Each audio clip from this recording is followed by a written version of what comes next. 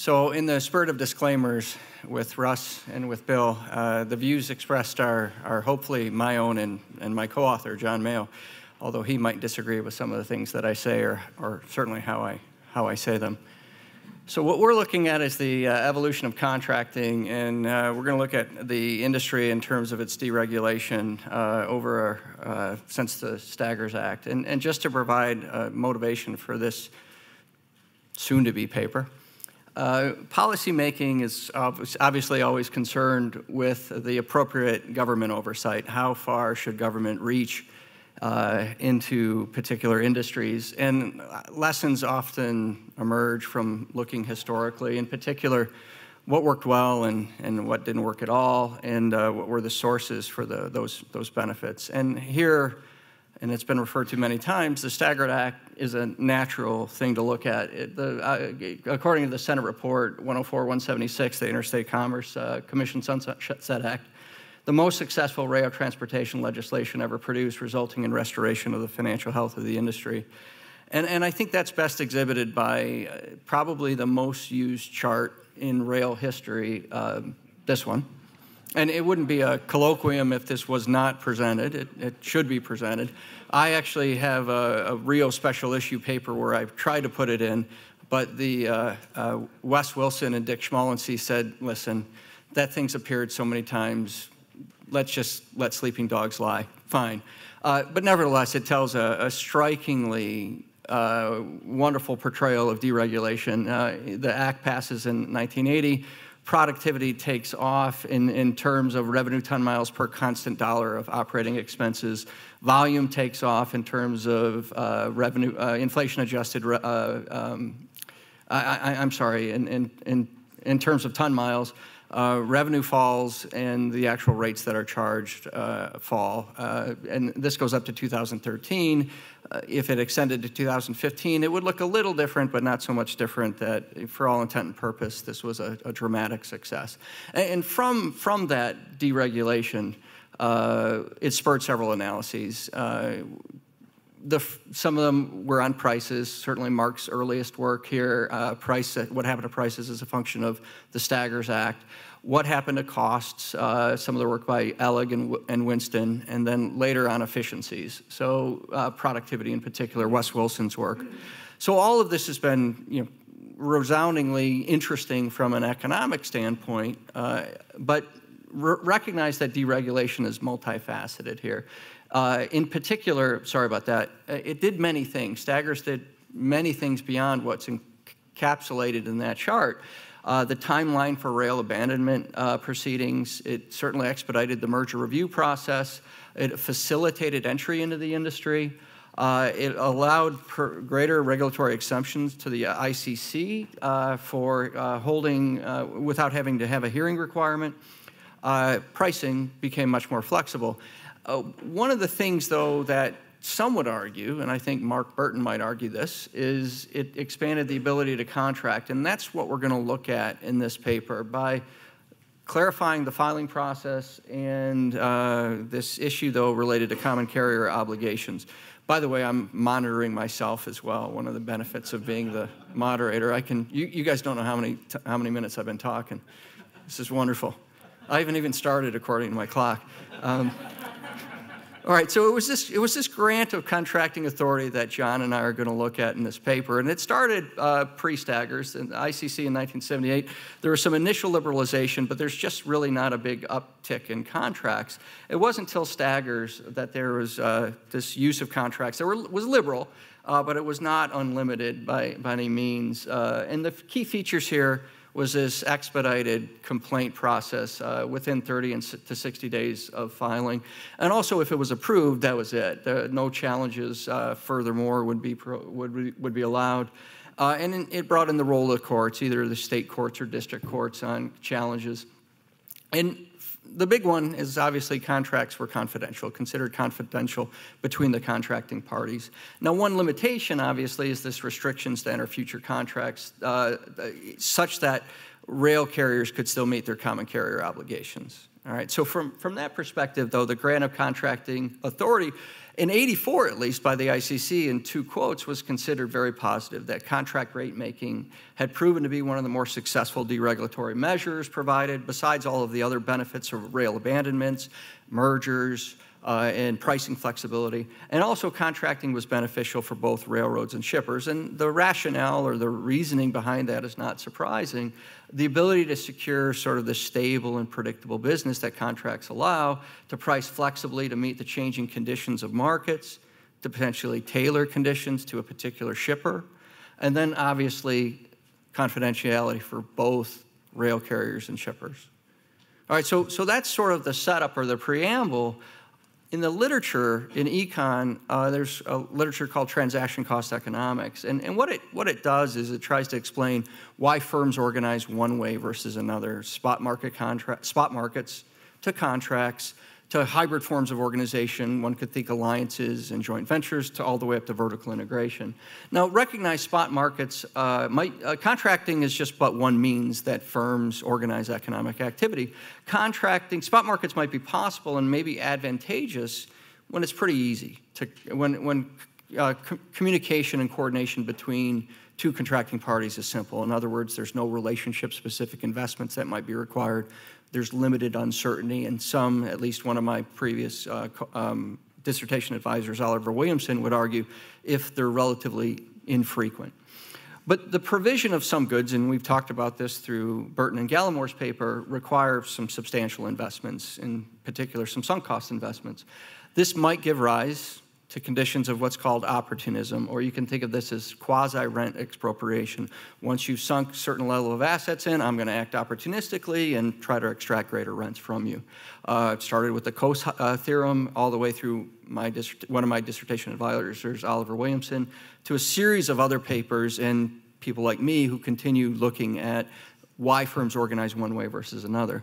Now, what's interesting here is there's been a focus substantially on cross-sectional variation, mainly because of data issues. It's really hard to find rich data over time that looks at why firms might organize in spot markets versus contracts versus vertical integration. Well, in this paper, we have the advantage of looking historically. And what we're going to use is the use of contract. We're going to look at contract versus common carriage using the carload waybill sample, and we're going to look at heterogeneity in that, both over time, intertemporally, and by commodity as well as others. So we have the carload waybill sample, the unmasked sample, from 1984 to 2014, and going through the data, I've only had it for about 2 weeks. I've been inundated with, it's an amazingly complex, it's not a complex database, let's just say it's very big. I'm sort of going through it right now, and what I'm going to show you is just some sample statistics that come out of it. So again, we're going to try to look at common carriage versus contract carriage. And just to give you an idea, this is all surface transportation commodity codes and the percentage that have gone under contract adjusted by ton miles. All right, so you can do this many ways. Obviously, shipments, tons, ton miles, revenue. I've chosen ton miles with some discussions I had with Mark, recognizing there might be some differences if you use some other adjustment factor. But you see a substantial jump in the percentage of contract carriage over common carriage over time. And this sort of gels nicely with the National Academy of Sciences study that came out. Roughly about 80% now is under contract carriage. You tell a completely different story, however, if you begin to break it down by commodity codes. So I'm going to show you, hopefully animation will appear first at a 2-digit and then at a 3-digit. Here's 2-digit, and what I did is I looked at the most popular, the most frequent in the carload waybill sample commodities. Certainly coal is the largest, and then from that, surface transportation commodity code 11 to transportation equipment, food, non-metallic minerals, miscellaneous mixed shipments, farm, which is very big, hazardous waste and chemicals. And you begin to see some really stark differences in at least a 2-digit STCC commodity code for the use of contracts. So coal is roughly 95% contract, miscellaneous mixed is almost 100%, and then farm is hovering around, say, 20%. And then if you borrow down to a 2-digit commodity code, you see some even more stark differences. Now, I might be telling you guys something that you already know, but but a lot of people in the audience wouldn't recognize these differences. There's been, yes, a market increase over time in the use of contracting, but others, even at a 2 or 3-digit, not so much. So field crops, which is the largest component of STCC 2-digit commodity code 01, has maintained, and it's the majority of 01. But look at the differences in stone, how it varies over time, and then the run-up in iron ores over time and the cyclicality. So these are the things that John and I are going to be looking at over the next years. We'll be looking at this a while and getting our hands around it. Now, I also, just for fun, I did some calculations using the entire waybill sample that I have. It's 16 million observations. And I did some simple sample statistics. I'm going to show you some median for revenue. So you might not be able to see this well, but the median revenue is about $44,500, not inflation adjusted. And all I want to do is look at, for traffic that's above that median or below that median, how much of it is contract carriage related. And you see that if it's under 44,500, the median revenue, it tends to be more contract related. I do the same thing for tons, and here I use roughly the median's around 1,000 tons. And what you have is the use of contracts is more prevalent in smaller tonnage. Just for the revenue, that's per train? Per carload, yeah, yep. Sorry, what was that number per carload? 44,000. It's per waybill shipment. Yeah, okay. So Waybill shipment, sorry. All right. And then by distance as well, I'm looking at total distance. And again, it's about 1,000 is the median distance of travel. This threw me off because STB reports distances not in a 0.1. So 10,000 miles would be 1,000, and I didn't realize that. And I'm scratching my head, why am I off so badly? It's just what they do there. And then revenue per ton mile. So what you see in a long-winded way is this might be meaningless to you and you wouldn't look at it this way. I totally understand that. But for us, it's somewhat enlightening, and this is what we're trying to peel the onion. Just 2 other measures that we have that are sort of ton mile adjusted. We looked at rail car ownership, and this is a little bit interesting. The private rail car owners tend to use contracts more than the railroad cars. And again, people in the audience are going to say, yeah, that's obvious. But again, for us, it's somewhat novel and somewhat interesting and worthy of further exploration. And then the other one, within the STB data, they provide a trailer on flat car or container on flat car indicator for what type of intermodal traffic it is. And what you see there is intermodal is moved almost completely to contract carriage. Versus, to a lesser extent, with all rail, roughly 20% difference over time. All right, so what are we going to do? I've shown you just sample statistics. I have roughly 6 minutes left, or 5 minutes left, but again, you don't know that. We're going to examine this empirically once we get our hands around it. We're going to look at differences across 2, 3, and 4-digit surface transportation commodity codes, revenue per ton mile, car ownership, intermodal carriage, a whole bunch of other things. And what we're going to look for, and what I tend to do in my research, is look for natural experiments. And what do I mean by that? Natural experiments would be things like the substantial decrease in coal over time, changes in supply and demand. So the supply and demand shifts in certain commodity markets. Imagine the traffic consolidation differences in coal and grain over time or over geography. I think that's a useful thing for us to look at. And then obviously regulatory changes. John and I do a lot of work where there's a change in some regulatory condition and how it affects firms. And one idea, and this is where we're looking for your input, would be things like, I've always been interested in STB rate reviews, and I recognize many of you are also interested in those rate reviews.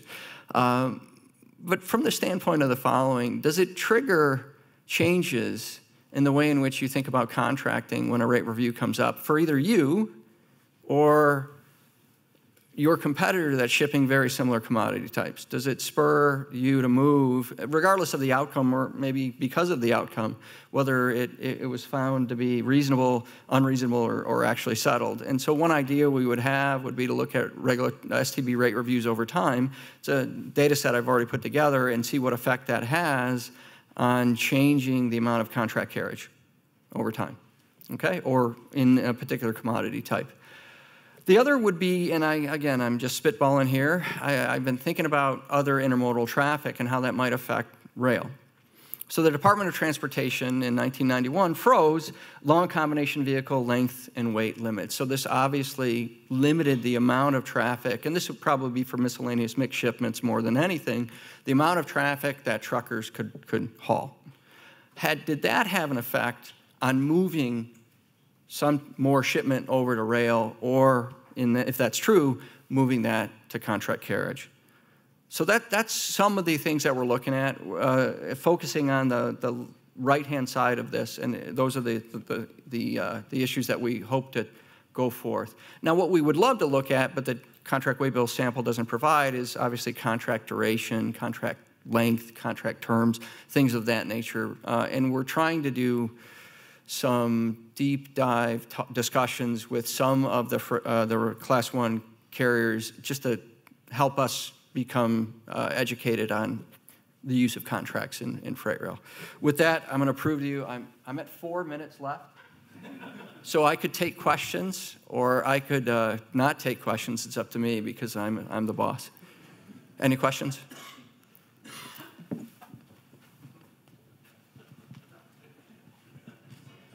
Gerard McCullough, the one thing I notice here, though, is that you're looking at contracts as a function of shipments and not contracts as a function of shipper characteristics. And that would be the really interesting thing, I think. I mean, whether chemical companies tend to be very big, other companies tend to be not so big, right. Therefore chemicals have more ability to negotiate with railroads and do it more intelligently. I think we're going to consider market power going forward. We're also going to think about, obviously, with grain shippers, the flexibility that they have in moving or having to move in different geographical locations versus coal. Certainly, shipper and shipper market power would be something that we'll consider going forward. But thank you. Any other? Yeah. Something else that just came to mind while I was looking at that is certain commodities based on the car type are going to be exempt.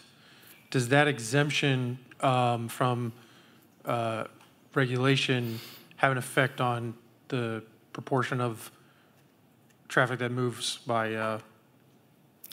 We can control for commodities that are exempt. Yes. Well, not necessarily commodities, but actually based on the car type, because you can move a commodity in different types of cars, and in one form it would be exempt, and in another form it wouldn't be. That again, I'm 10 days into it. I'm almost certain there, John. No, there's definitely a way to control for that. Yeah, but that's just the thought. So that variable and those variables are in the database, in the data so set. we can and will control for those. So we'll be able to do that. Thank you. Good point. Okay. The last thing I'm going to say, and this is, I mean it in all sincerity, is we're going to maintain compliance. These data are sensitive, and we recognize that. So the limits in terms of use of the data, we will follow to a T. We will only report data that's aggregated, similar to what I just showed you. Never will we identify anything that's confidential. Any reporting of empirical results will be very careful, and above all, we'll protect confidentiality going forward.